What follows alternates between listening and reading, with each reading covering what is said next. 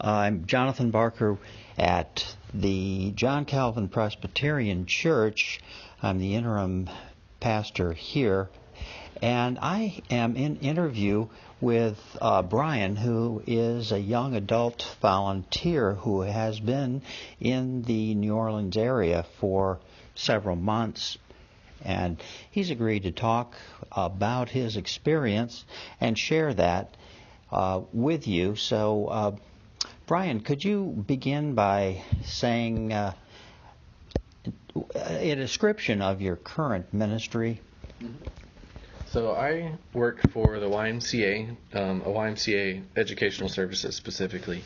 We do adult education focusing on the HiSET program, which is similar to the GED, and we also do a lot of work with computer education.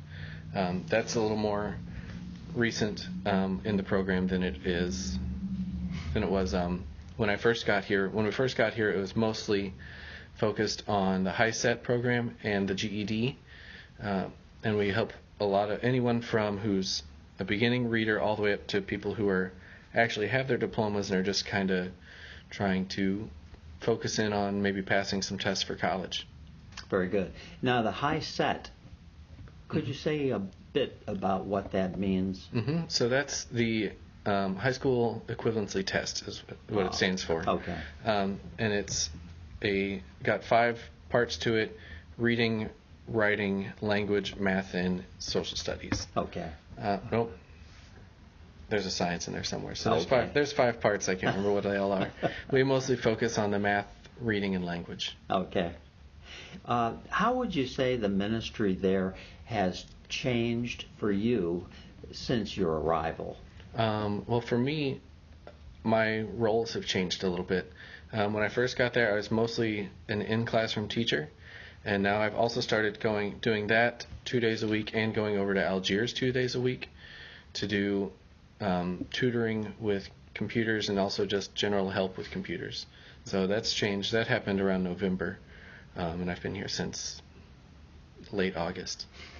And your work is, I know because I've been there, is in New Orleans proper. Right. Algiers, I don't know where that is. Could you say geographically? So that's just across the Mississippi River from New Orleans. So you go across the bridge, and then you're right in Algiers. Okay. The West Bank is another name people call it too. Oh, that helps. Thanks. Yeah. For someone like myself who is really relatively new in this area also, any little help like that is good in terms of geography. Yes. Let me ask you, where were you living and what were you doing before you moved to New Orleans area to become a young adult volunteer? So I was in Louisville, Kentucky since 2012. And then before that I was in Jeffersonville, Indiana, which is all within this 15-minute bubble. All of that, Louisville and Jeffersonville, Indiana, all right around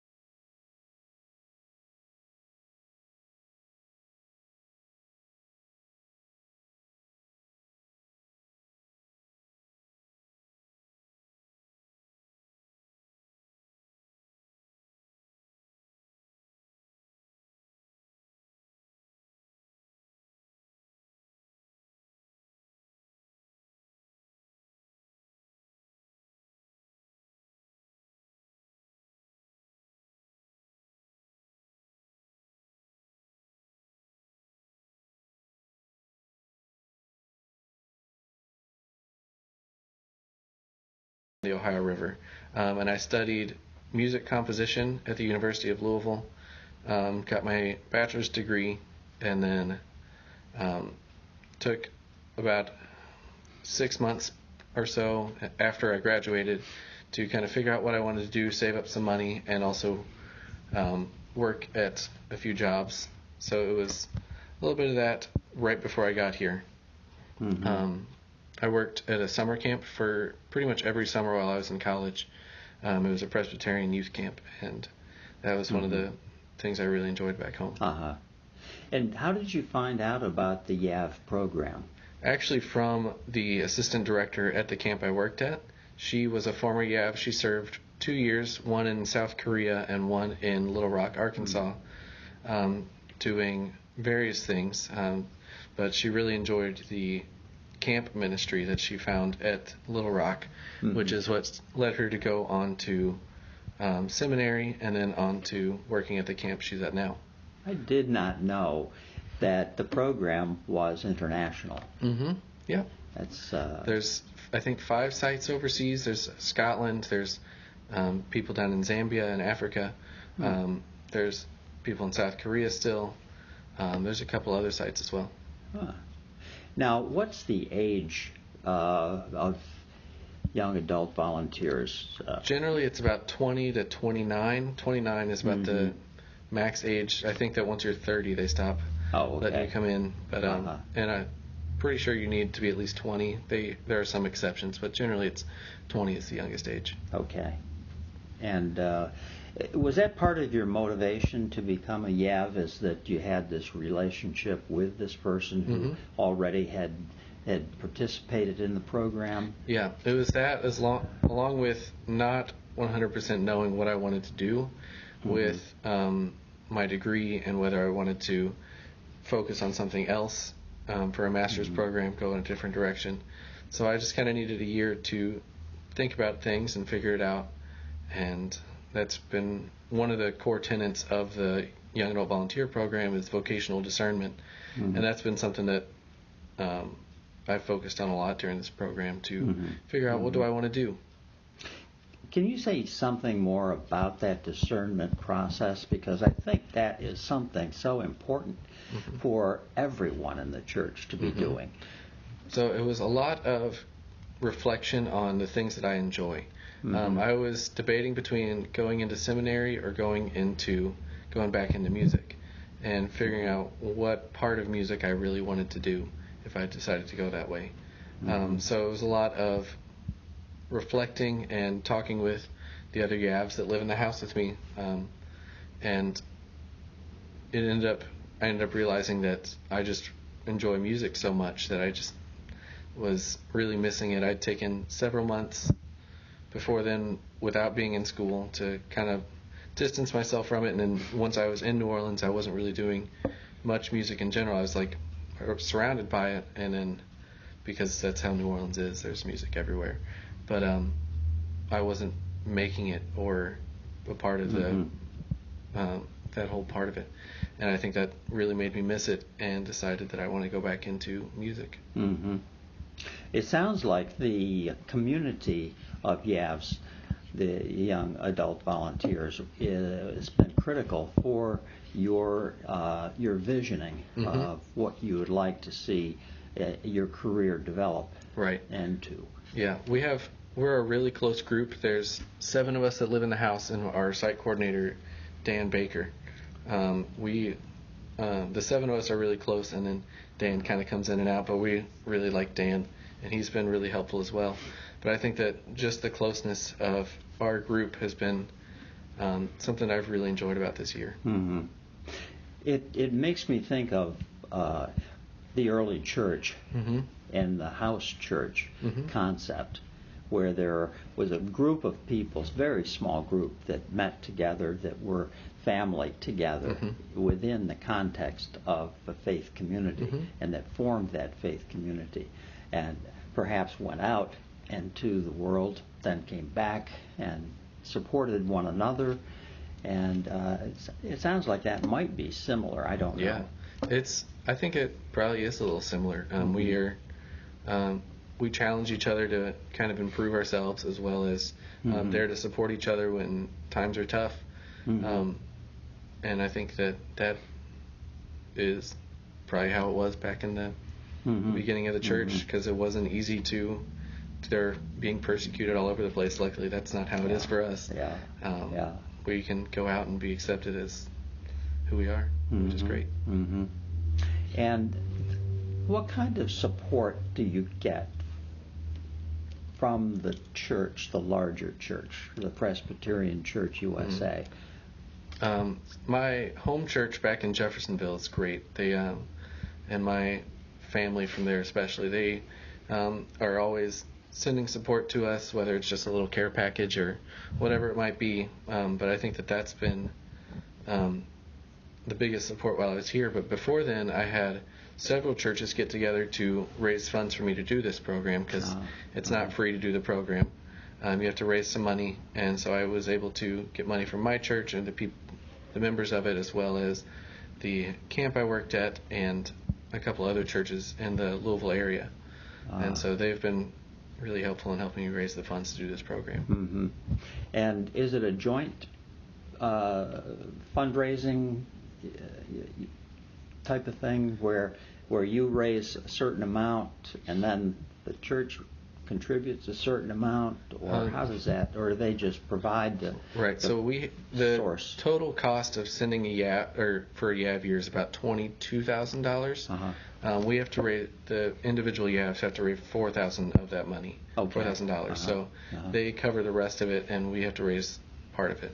And things like the meals and such. That's all provided for us. That's part of what the church provides? Yeah, they give us a stipend. I see. Okay. So you can live with a stipend. And then they give us $300 twice a month to share for food, and then some money that we each get individually to cover twice a month. Good. Okay. Good. Good.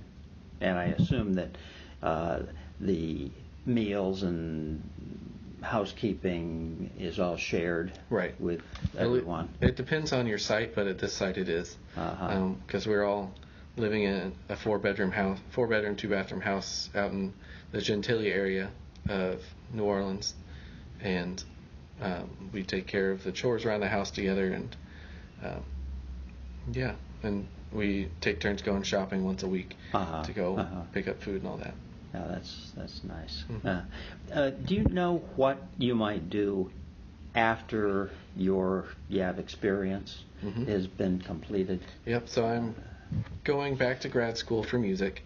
I talked about that a little bit earlier, but specifically, I'm going to try to go into film scoring to do music for movies or TV shows or video games or something. But I'm going to go back to school for that. I've been interviewing with some colleges. Been accepted at one place, still waiting to hear back from some others. So just seeing where that takes me. Is that the one that you told me about earlier that's in, was it Oregon or Washington? Seattle. Yeah. Seattle. Okay. Yeah, I've been accepted in Seattle. I've interviewed, and I'm waiting to hear back from Chicago and a place in Winston-Salem, North Carolina. And then I've got 2 more that I still haven't heard anything back from, other than that they've gotten my application. So Good. Still waiting on things. So you have some options and so that are still open to you. That's great. That's great. That's exciting to think about. The kind of creativity that you bring. I know because you've been sharing it here at this church since you've been here, and it's been a great benefit to everyone. Well, thank you. Yeah, it really has truly been. Let me ask you what might be done to make your experience helpful to others who have an interest in the program. I think that what would have been useful for me when I got here would have been more contact with the YAVs from the previous year, the people who were fresh out. And I think that's something we're going to try to do, to be in contact with the people coming in next year, because that would have been nice to know. Just have someone who's had that experience pretty fresh that you can contact. And I think that would have been really nice for us. Develop a network. Exactly. That would be helpful. Because we have the network of the current YAVs all around the country and around the world even. We can contact each other for that. But within people who have been, and specifically New Orleans, I didn't really know anybody. So it would have been nice to have that. And do you take advantage of that, knowing the ability to get to know some of the other YAVs around the country and the world? And yeah, because we have a 1-week program at the beginning of the year.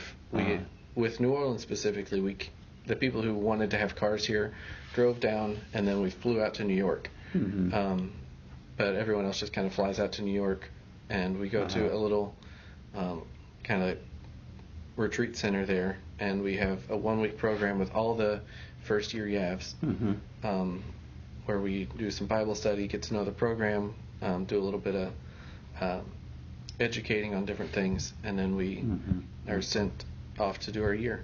So we were able to spend time with each other and get to know each other, and I still try to keep in contact with some of them. Good. You mentioned the first-year YAVs. It makes me wonder, are there second and third year? Just second-year YAVs. Oh, there. So you could repeat this again for a second year? Generally, they want you to do it in a different city, but yeah, you can do it again somewhere else. So you could. One of the girls in my house, she's doing her year this year, and then she's going to go to New York next year to go do a second year. Nice. Good experiences. Yeah.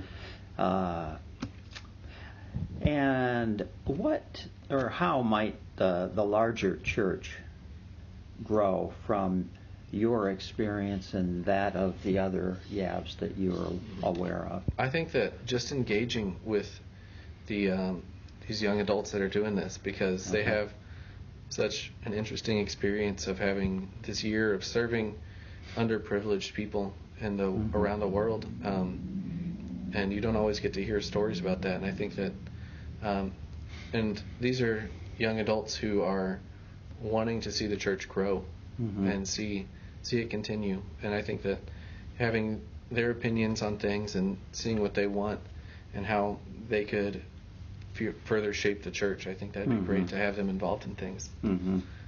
And what ideas and thoughts have you had, and others that in your community have had about how the church can grow? I think that just being willing to change and try new things, because we had this discussion the other night about how some churches are just so stuck in their ways that they aren't willing to change and bring in new people. Right. That, as the older generation starts passing on, there's no one going to be there to keep it going. And then that's sad. Yeah. And so it'd be great to see people willing to try new things and change, even if it's taking a risk for them to try something new. I think that is exactly the kind of thing that this church is looking for the future, and I believe others are as well. And I think that my sense is that there's an openness to what you're doing and an openness to ideas. Right.